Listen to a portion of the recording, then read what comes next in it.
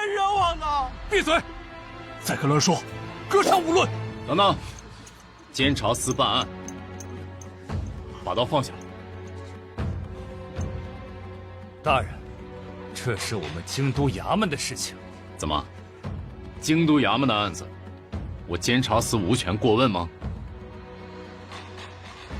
你喊冤屈，发生什么事儿？你能做主吗？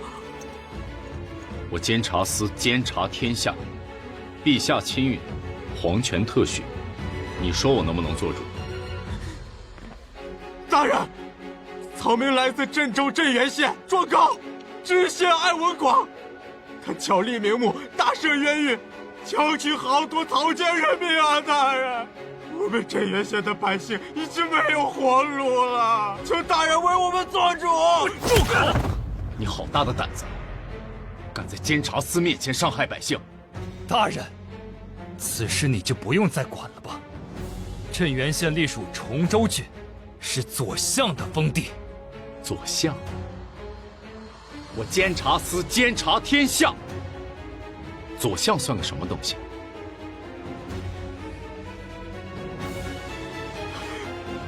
大人，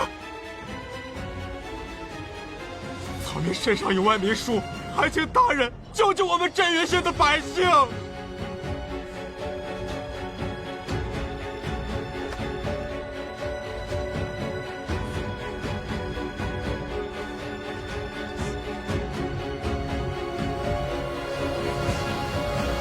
愣着干什么？快将其带走！大人，这是我们京都衙门的案子，你这样做不合规矩。规矩？都给我听好了，这案子我监察司接了，敢反抗者，就跟我一起回监察司受审。大人，何至于此？你们京都衙门可真是好本事啊！天子脚下，这样的案子都能被你们给办成偷盗了。滚回去告诉你们的京都府尹，等我腾出空，我定会登门拜访。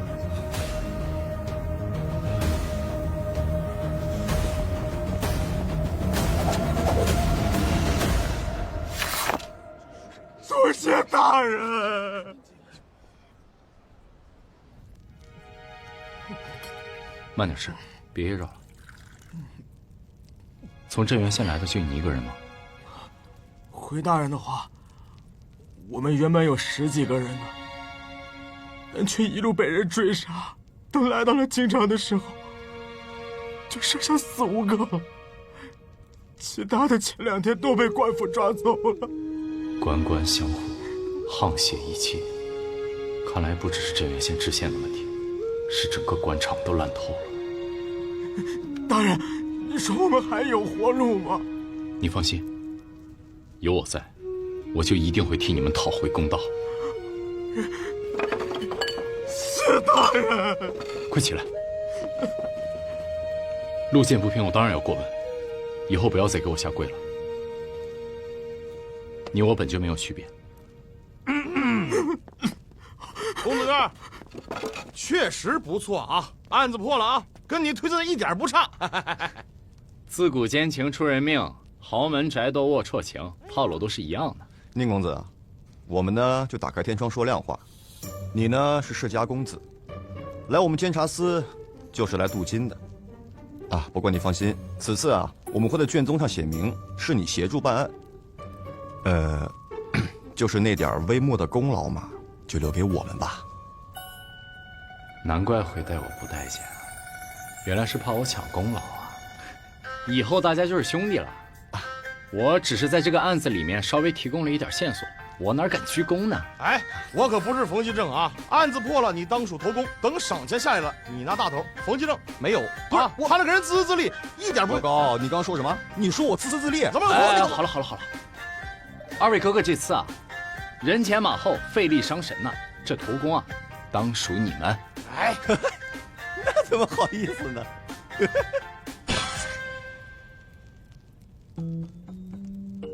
啊，哈哈，嗨，看老高说的，好像我们要抹人家功劳似的。我们监察司呢，向来是秉公执法，赏罚分明，该是谁的那就是谁的。宁晨，之前是我小觑了你，没想到你是真有本事。冯其正为之前的态度向你道歉。哎，冯大哥，严重了啊！以后我还得多跟二位哥哥学习。这样，等赏钱下来了，我请兄弟们吃饭喝酒。哎，上道哎！嘿嘿。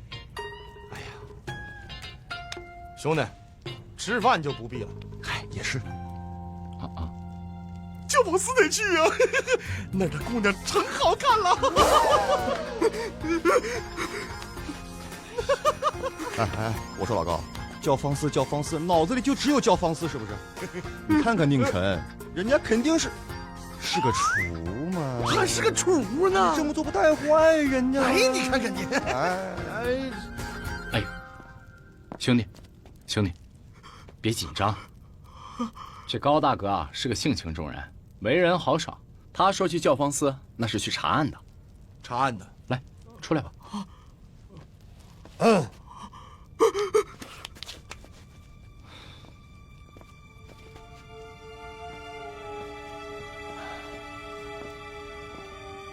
你们几个鬼鬼祟祟在这儿干嘛呢？没干什么呀。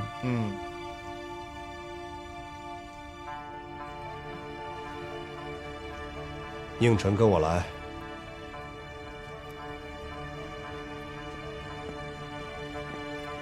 不是，宁晨，你犯什么事儿了？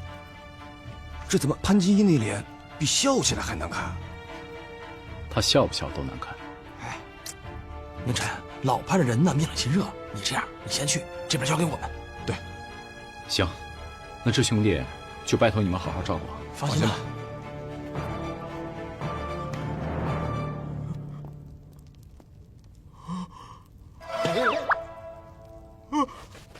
二位大人，我没听见，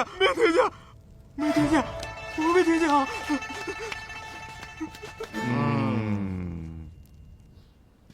潘大人，宁晨，你可知错？我咋了？当街从京都衙门手里抢人，无故树敌，害得耿子仪被弹劾，被陛下训斥，你没错吗？监察司的主要职责是监察百官，次责才是办案。京都府衙门办不了的案子有三司，三司办不了的案子才会交给我监察司。潘金爷，你一向都这么不分青红皂白，有事先训斥下属吗？大胆！你敢跟我顶嘴？我不仅跟你顶嘴，我还质疑你的能力。谁给你的勇气质疑我的能力？梁静茹给我的。梁静茹是何人？给我勇气的人。宁晨，我姑且先不追究这个梁静茹，可你当街从京都府衙门手里抢人，这不合规矩，把人给我送回去。我要是不呢？我不是跟你商量，我这是命令你。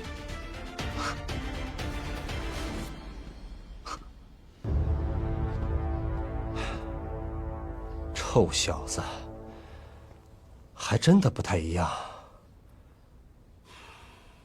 哎，陈子，这气冲冲的干嘛去啊？潘金一怎么说？啥也没说。哦，对了，你们知不知道耿子仪在哪儿？我来这么久还没见过咱们老大呢。耿子仪，监察司指挥所。行，你们帮我照看好李四啊。回头我一定请你们去教坊司。肯定照看好。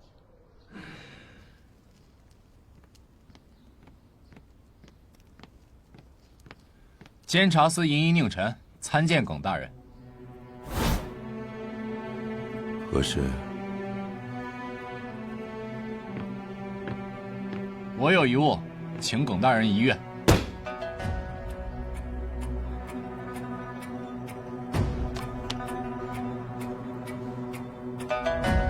暗明血书，哪儿来的？镇原县的百姓来京城告御状，却被京都衙门的人给办成了偷盗。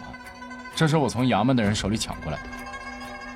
耿大人，镇原县的百姓如果不是活不下去了，他们绝对不可能冒死到京城来告御状。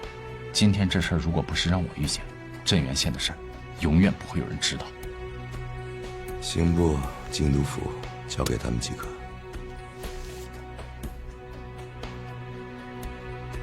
耿大人，我愿意前往镇原县查明真相。潘锦衣知道吗？不知道，他也不需要知道。越级上报杖30。你等我办完回来，我杖300。我让你去了。耿大人，这是什么意思？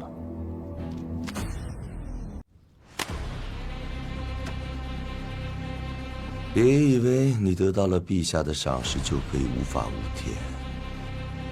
你不提醒我，我都把这事儿忘了。监察司直属陛下，既然耿大人不让我去，那我就去请示陛下。站住！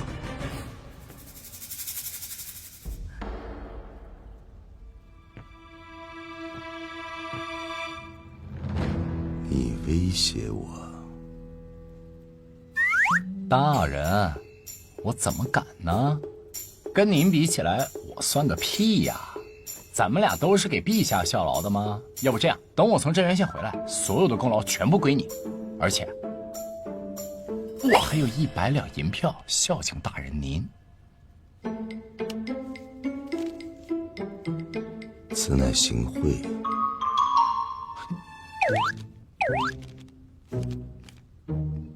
嘿嘿，我只是正常的欣赏大人的为人，属于正常的人情往来，怎么能算行贿呢？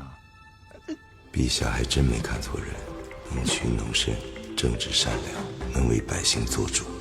监察司就需要这样的人。这是证据，下去吧，我考虑考虑。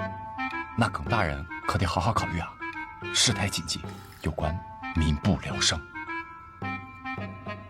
滚！啊！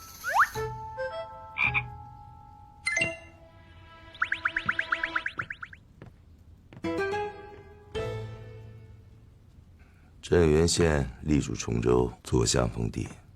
老潘，说说吧，怎么办？清理蛀虫，替陛下分忧，这本就是我监察司的职责所在。这次还是你带队，义不容辞。那带这小子吗？宁晨身份特殊，我这就进宫请示陛下，即便陛下同意，也要护他周全。老耿，他不就是个宁府的私生子吗？有那么重要吗？我怀疑是陛下的私生子。你说什么？陛下对他的恩宠不亚于皇子啊！还给他，若有下次，定罚不饶。切，这熊小子，走了。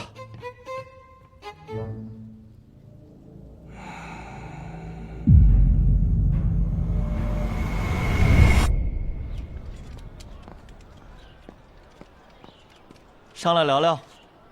天玄大叔的儿子，那不是皇子，他来找我做什么？我着急上班，先走了啊。就聊几句。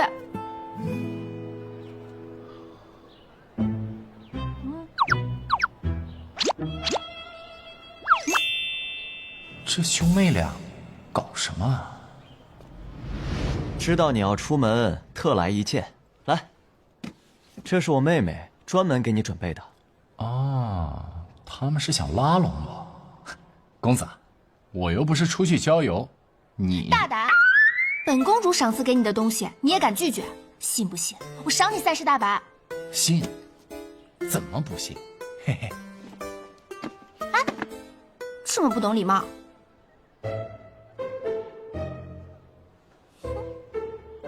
靖臣有点怕淮安呐。那要是没什么事儿的话，我就先告退了啊。哎，宁公子，去镇原县要多加小心。你才华横溢，父皇让我与你多学习。等你回来，我在状元楼为你接风洗尘。来，拿这个考验干部，这是陛下的意思，还是他的意思？这位公子啊，我现在可是监察司银一，我怎么能受贿呢？宁公子想多了，镇原县地处偏僻，不像京都，办起案子来有些钱财，你也好多方打点，不是吗？这合适吗？合适合适。合适的话，那也行。好心当成驴肝肺。那好吧，既然都是为了办案，那我就恭敬不如从命啊！嘿嘿嘿，那我就先撤了啊。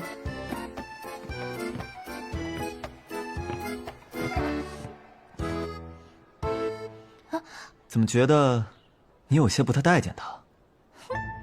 仗着自己有点才华，恃才傲物，说话还老气横秋的，真是太让人讨厌了。唉，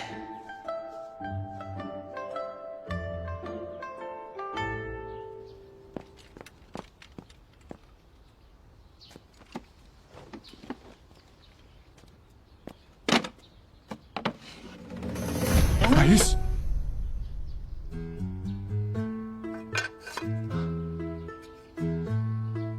这女的是不是有病啊？这是啥意思啊？一队正面调查，另一队潜伏调查。出发之前各自做好准备。这次任务呢，非抵制，大家此次出行务必要悄悄进行。别打，别打，打扰百姓。是我，不准。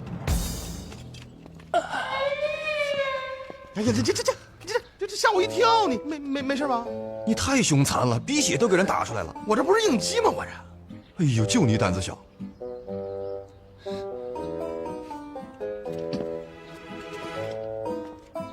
你这么看着我干什么呀？我不是故意的。那什么，收拾啊！咱们自该出发了啊！啊，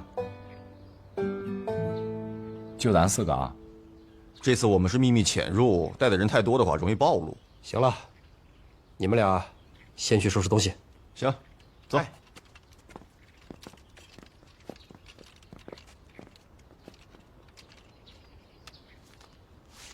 这是你行贿的证据，自己收好。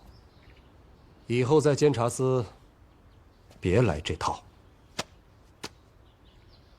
抓紧收拾东西。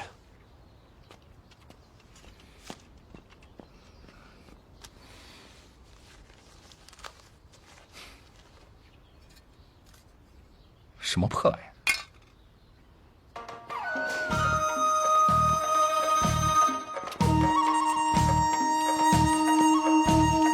恭送各位大人出发。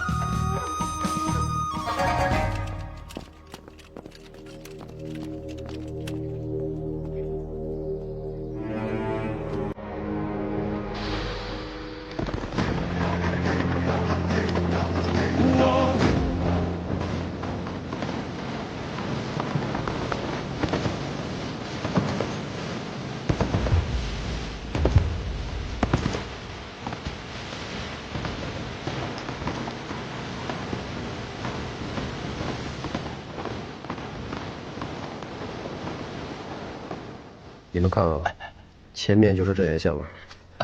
一会儿你们2个悄悄潜入，我跟宁晨从正面走。哎，行。陈子，你干嘛呢？你干嘛呢？你干什么呢？没干嘛呢。我，潘金爷，要不我还是跟老高、老冯他们一起吧。你什么意思？我不是反驳你的意思啊，金爷。只不过呀，干什么？潘金人不喜欢男人啊！我也不喜欢男人，我也不喜欢男人啊。不过呢，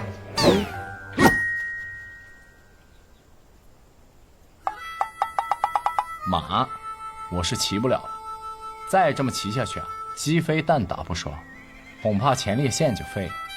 前列腺是哪个县？咱去的不是镇原县吗？没有前列腺啊。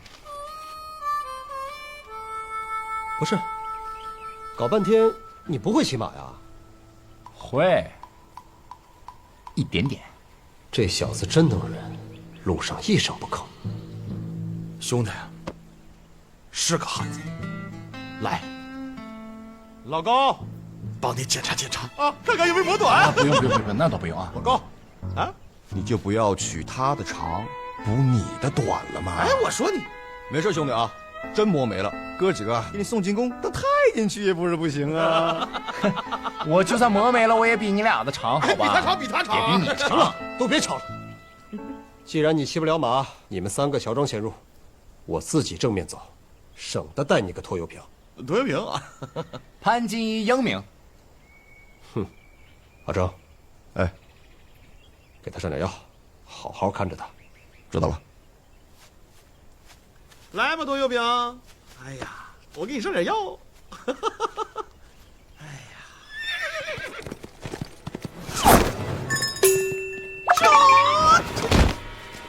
哎呀，老高，你这姿势，不知道的还以为你遭人偷袭了呢。有杀气，真有人偷袭，杀气在哪儿？在那儿。36000斤，天赋异禀啊！承让。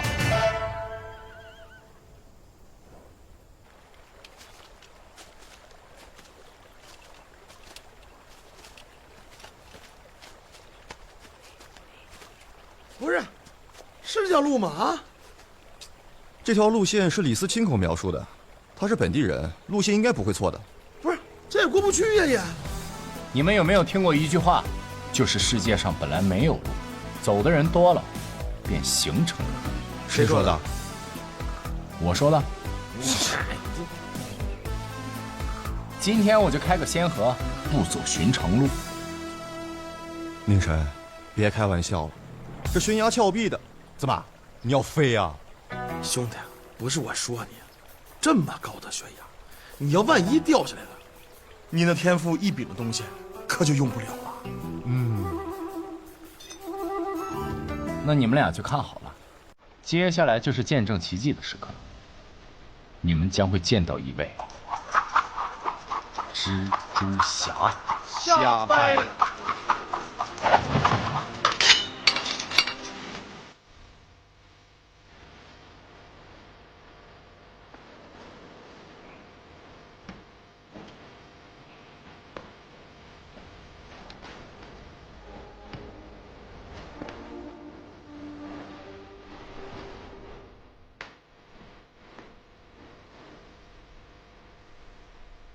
哦，原来他叫奇迹，他叫蜘蛛侠。哦对，叫蜘蛛侠。哎，老高，我觉得我有点小瞧他了，本来以为就是个贵公子，是有点真本事的。他也是神牌啊，身手敏捷，干净利索呀。这小身板，绝世好人，天赋异禀。写满逍遥之。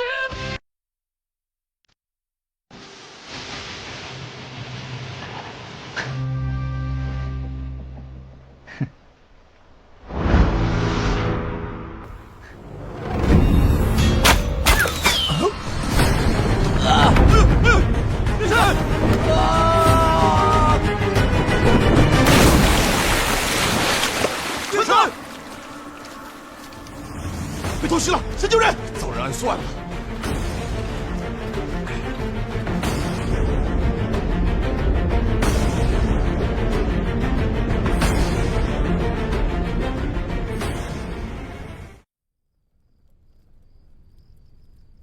禀左相，小人一直尾随他们，到了镇元县山林口，他们兵分2路，潘金衣走官路，其余3人分别潜入山里。小人在山里设下埋伏，已将宁晨射杀。尸首呢？尸首？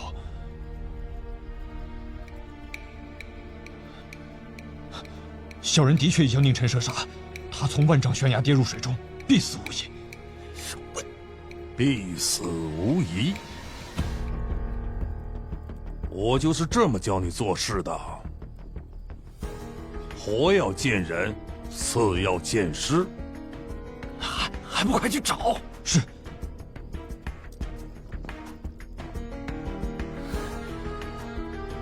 相爷恕罪，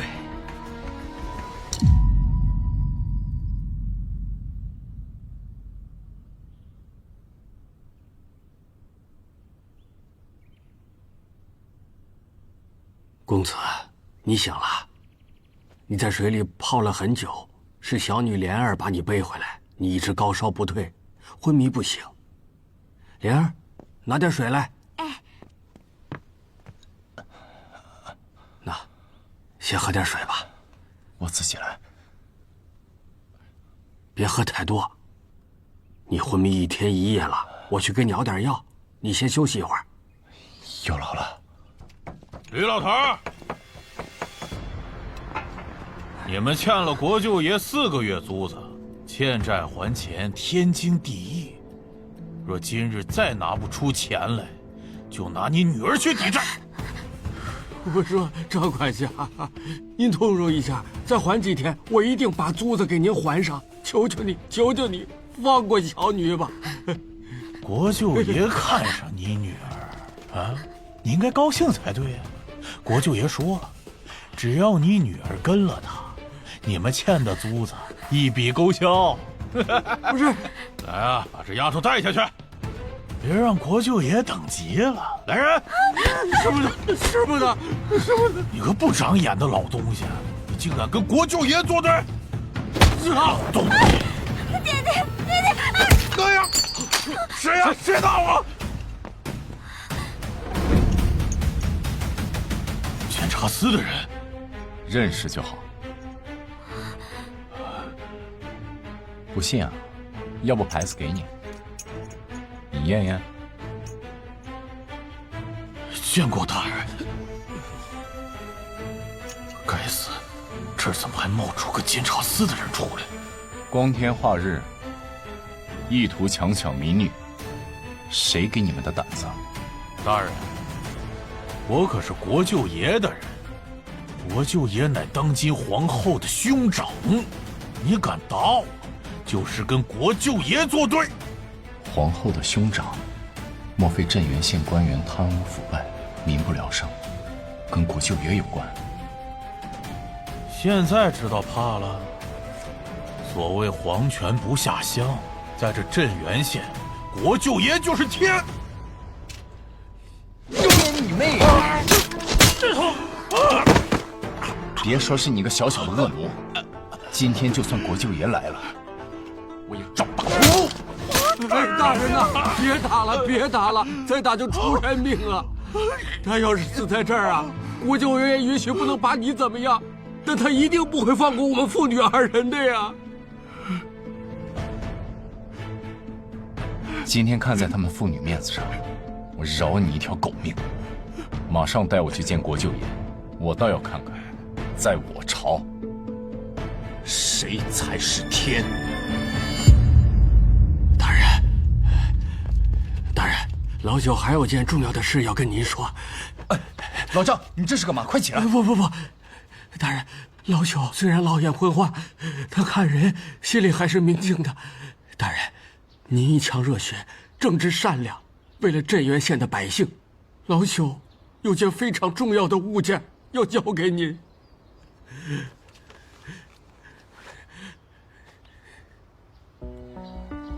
这是什么？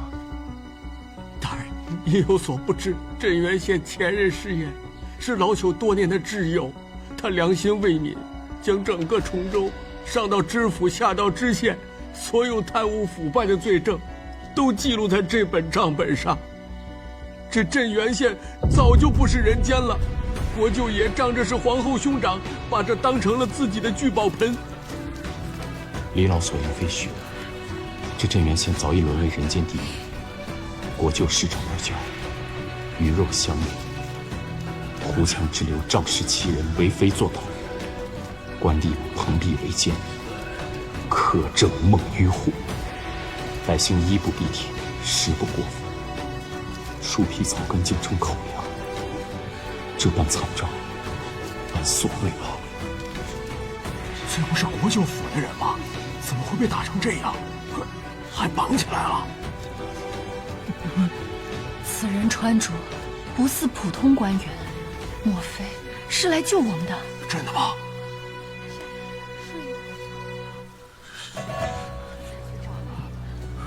国舅。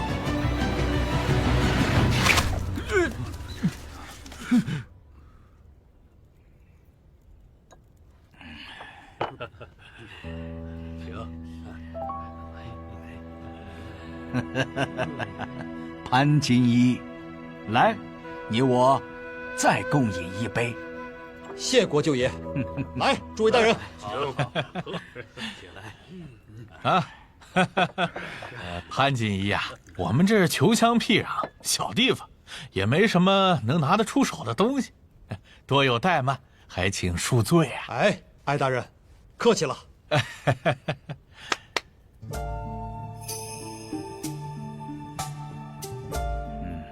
国舅爷，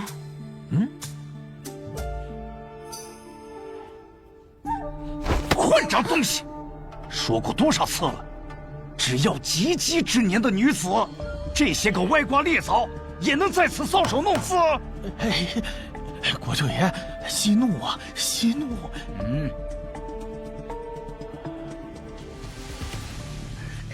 耳朵若留着没用，本国舅就给你拧下来喂狗，听到了没有？下官谨记在心。去！是。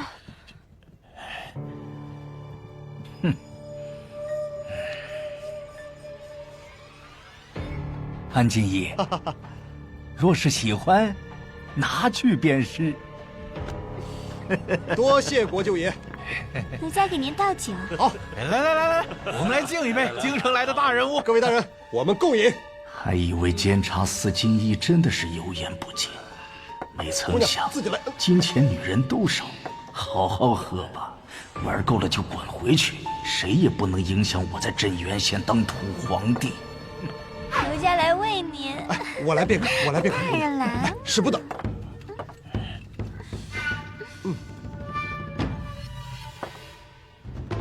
宁晨，他怎么来了？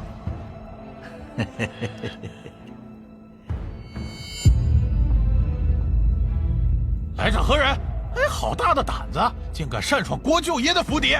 宁晨，你……潘金衣，这是你的麾下？宁晨，国舅在此，不得无礼。你这是做事。好啊。外面的百姓衣不蔽体，食不果腹，而你们却在这高搭戏台，奢靡无度，你们真是一群披着人皮的畜生！宁晨，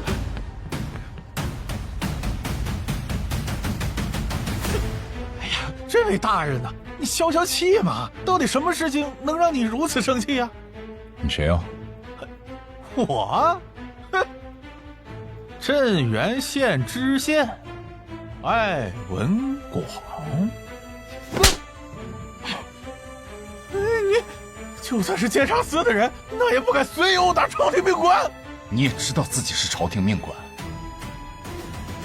你身为镇元县知县，百姓都快饿死了，而你却在这奢靡享乐，你这个猪狗不如的畜生！你住手！我乃国舅。当今皇后的兄长，此乃我的府邸，你光天化日，竟敢在此行凶，好大的胆！给我闭嘴！你身为国舅，理应遵循大选律例，维护皇室颜面，爱民如子。可你这狗官都干了什么？啊！你纵容这帮恶奴强抢民女，草菅人命，人干的事你是一件都不干啊！这位国舅爷，你可知罪？岂有此理！圣上都不曾如此斥责于我，你个小小淫医，竟敢大放厥词！就算你说的是真的，又怎样？在这镇元县，你还敢动本国舅不成？宁晨。国舅无视大选律例，鱼肉百姓，其罪当诛。跟我回京城受审。放肆！好大的胆子！这可是国舅爷！监察司办案，闲杂人等统统滚开！违令者，死！狂妄！潘金衣，你监察司有没有点规矩？国舅息怒，宁臣，国舅爷是皇亲，即便有罪，也应该由陛下定夺，把刀放下。天子犯法与庶民同罪，我手里的刀只认礼法，不认皇亲国戚。你，潘金爷，你都看到了吧？周遭的百姓衣不蔽体，食不果腹，连树皮都被啃光了，而你在干嘛？啊？大鱼大肉，美人美酒，你心里就没有一丝不安和愧疚吗？什么时候轮到你来教训我？礼法如此，今天在场的人，有一个算一个，都跟我回京受审，包括你。你好大的官威呀！潘金一，此人在我府邸肆意妄为，还要谋害皇亲，此罪当斩。宁臣，我再说最后一遍，把刀放下。在命令我之前，要不要好好想想自己的所作所为？你对得起你身上这件衣服吗？我这身衣服可不是混资历穿上的。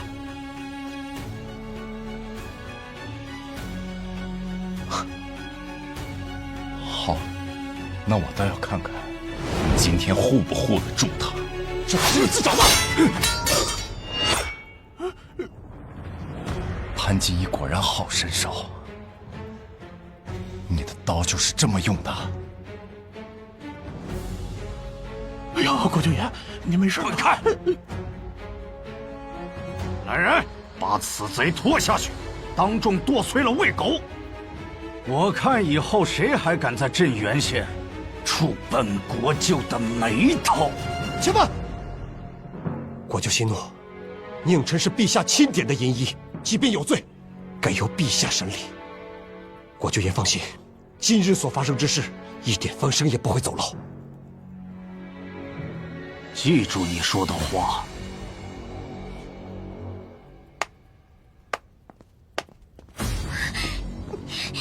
放开我！放开我！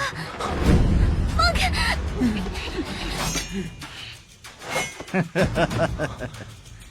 今日时辰尚早，我请你看出好戏。哎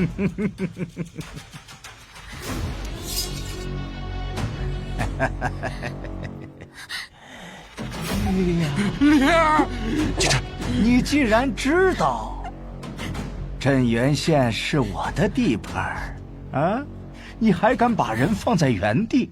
你知道镇原县有我多少眼线吗？你前脚刚走，我的人后脚就把他们抓回来了。你说我强抢民女，草菅人命，那我告诉你，你说的一点都没错，你能奈我何呀？你这，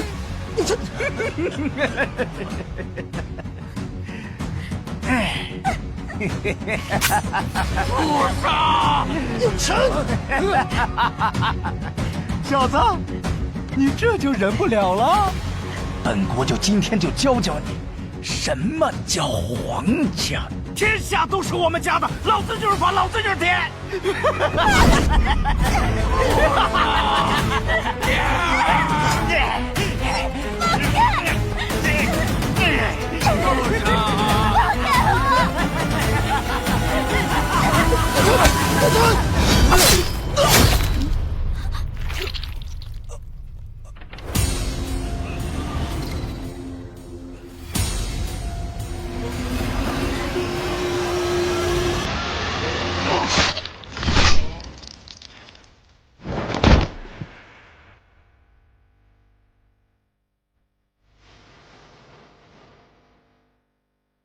国舅爷，哎，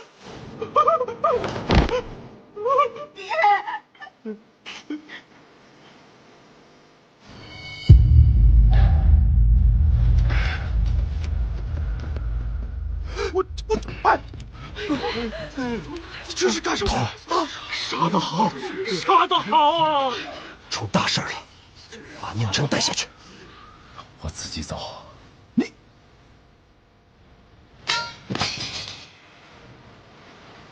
声客官。哎，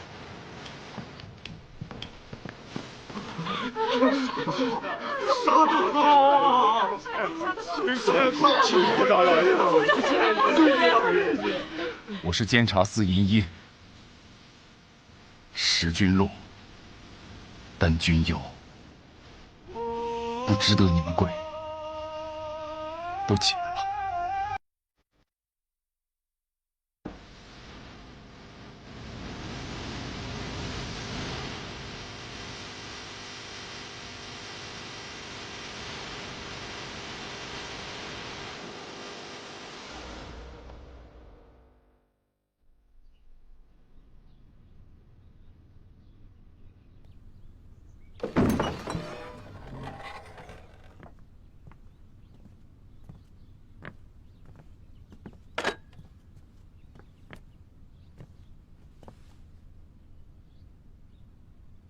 你看你这，你倒是吃两口啊啊！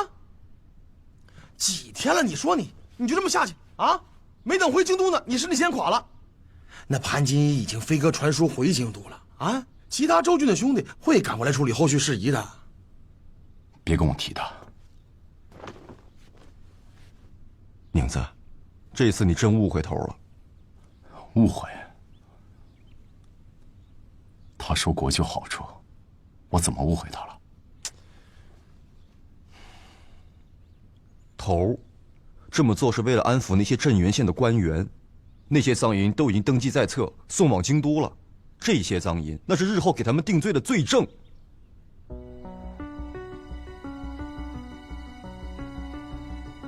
那他为什么要拦着我抓国舅？为什么？因为你太冲动了。宁山，此次我们监察司来，是为了肃清整个崇州的官员官场。你无凭无据，你凭什么抓人？啊，行，就算你用强的，你强行将那国舅爷带回京都府去，啊，你控告他草菅人命、强抢民女。证据呢？你没证据，你凭什么治他？再者说了，那头拦你那是为了保护你，啊，你这一刀，啊，你出了气了，你不把自己搭理了吗？糊涂啊！天子一怒，伏尸百万；匹夫一怒，血溅3尺。就算我只成匹夫之勇，我也不后悔。如果再来一次，我还是会宰了那个畜生。白说。对了，李老和阿莲怎么样了？潘金一都给放回去了，你还是担心你自己吧。他倒是干了件人事儿。宁子，你说句老实话，你是不是信不过头？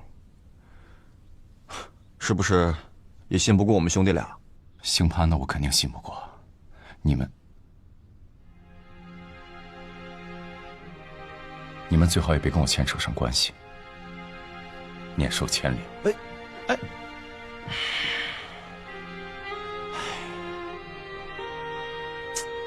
确实是我们的错，没看好你。要是一直和我们在一块儿的话，也不会出这么大的事儿。看你，就不应该带你来镇原县。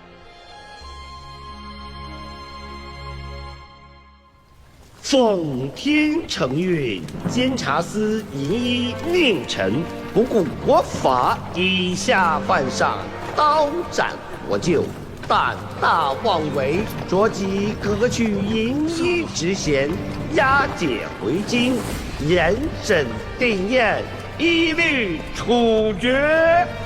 宁大人，停手！大人，宁大人是冤枉的，求各位老爷一定要明察秋毫啊！宁大人是好人，他是个好人啊！我知道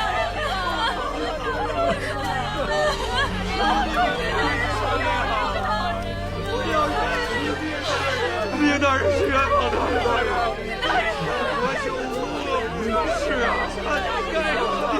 起来，你们都起来！求求大人了！求大人了！求大人了！大人，我们只是想送送您大人，求大人通融一下。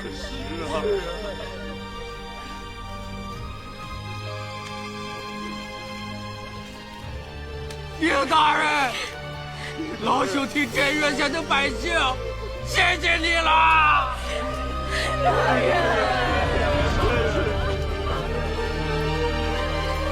谢谢您，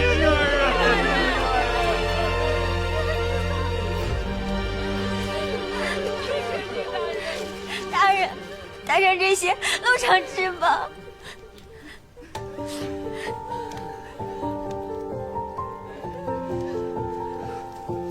大人，我们家没有什么东西，您拿着，大人。大人，您拿着。哥哥，娘说你是好人，千万要拿着。宁大人，这些水您带着路上喝。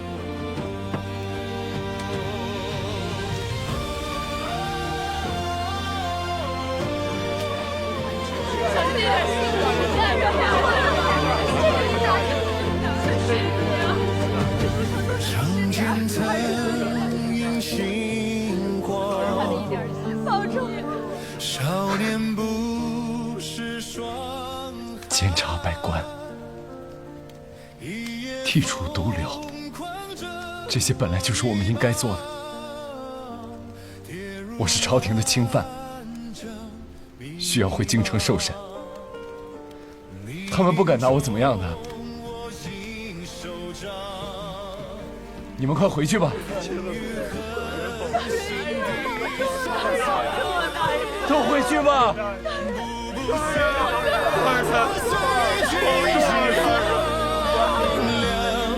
哭声向远方。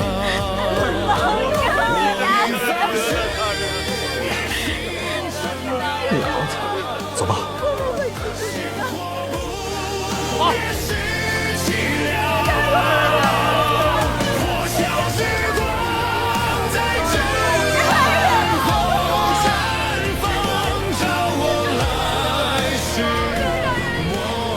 千锤万凿出深山，烈火焚烧若等闲。本身碎骨浑不怕，要留清白在人间。人间若无正义在，我愿持刀斩凶柴。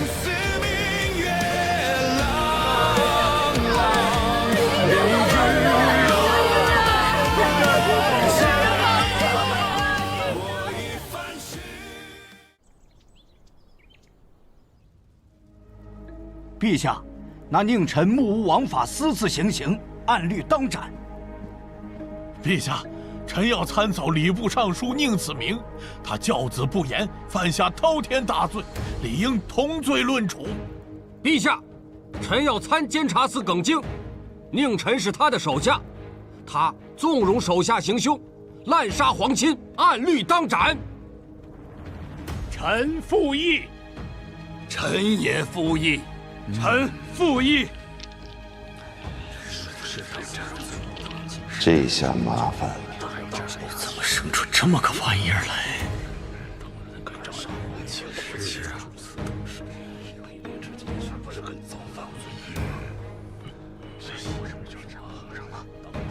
苏家，一群想要为自己扬名的蠢货，还看不出来陛下已经快要忍不住了吗？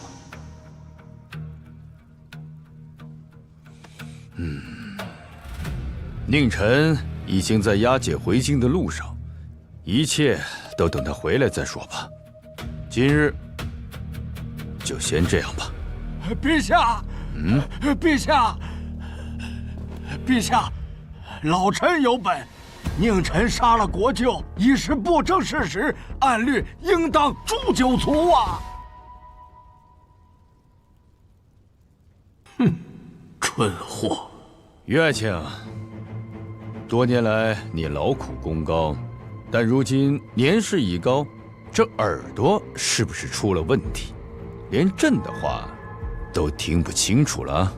你要是身体不适，那朕可以随时批你告老还乡。父皇赏识佞臣，竟到了这等地步。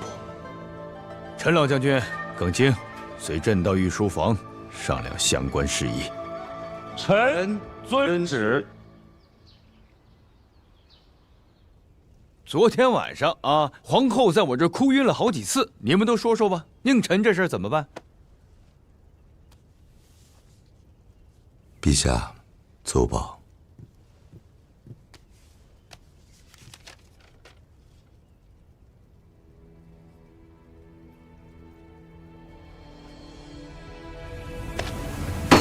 混账东西！身为皇室，竟如此残暴，简直猪狗不如！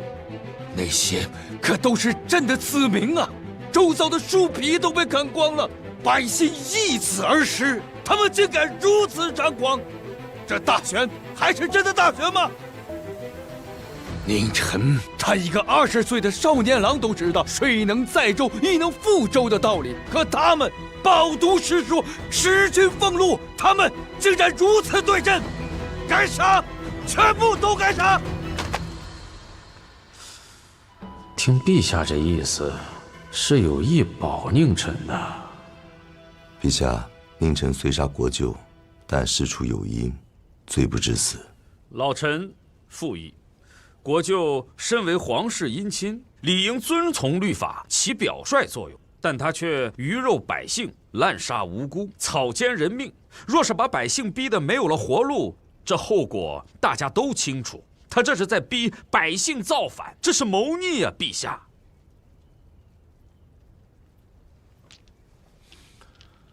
可国舅毕竟是皇后的兄长，若不杀佞臣，怎么跟他交代呢？唉，除非有什么法子，能把这事搪塞过去。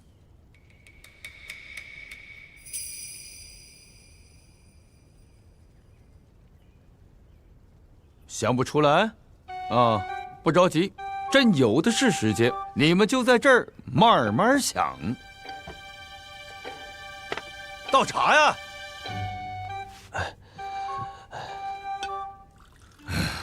够了。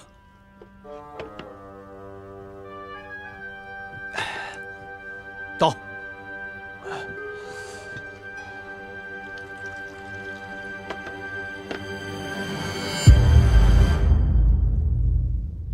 父亲，父亲。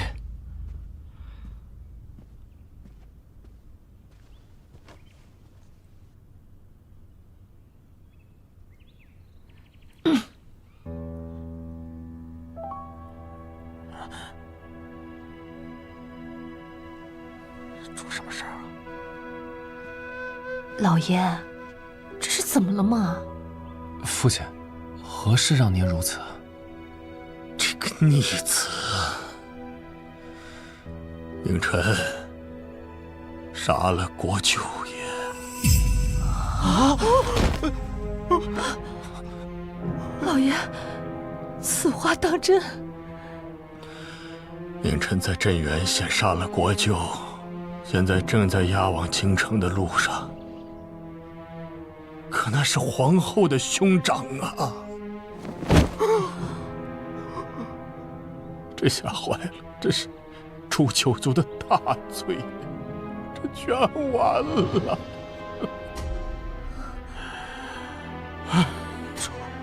诛九族，那我们也在九族之内啊！该死的佞臣，都是他弄死的！老爷，跟我去找父亲。走，走。找过了，散朝的时候我就找过乐畅大人了，他让我们在家等消息。可这事太大了呀，事关皇后，谁也救不了我们了。恐怕是乐畅也不行，我们都得死啊，一刻也跑不了。母亲，娘，父亲，父亲，你想想办法，快叫大夫！你不是礼部尚书吗？你一定能想到办法的。爹，我还年轻，不想死啊，爹！我也不想死啊，爹！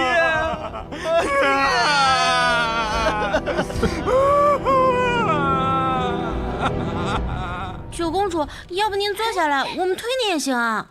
对呀，九公主，咱们还是回房间吧。没事儿的，你快来推我。您抓紧点绳子啊！太子哥哥，见过太子殿下。太子哥哥，你来的正好，你快来推我呀！太子哥哥，你怎么不开心啊？是不是父皇又训你了？哎呀，没关系的，反正你也经常被父皇训斥。宁臣在镇原县为百姓出头，刀斩国舅。什么？那父皇应该奖励宁臣才是。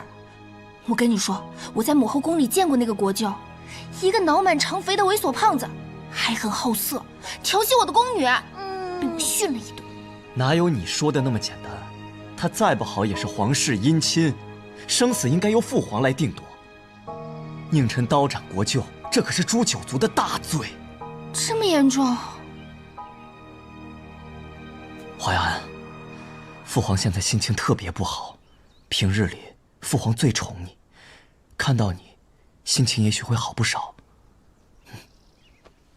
也是。太子哥哥，你不去吗？啊，我还有要事要忙，我先走了。哦。哦，对了，如果可以，帮宁臣美言几句。我才不要管那个讨厌的家伙。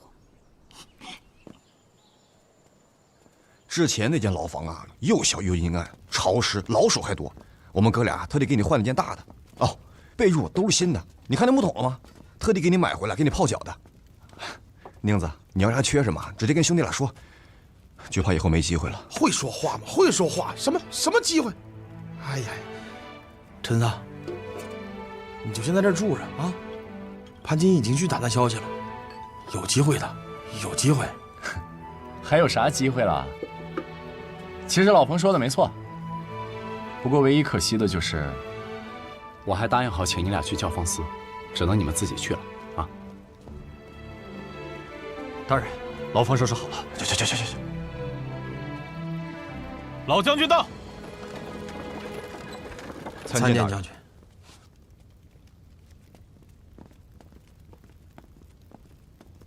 老将军，我一再叮嘱你，让你对皇室要保持足够的尊重。看来，你只是嘴上记住了，是一点儿没往心里去啊。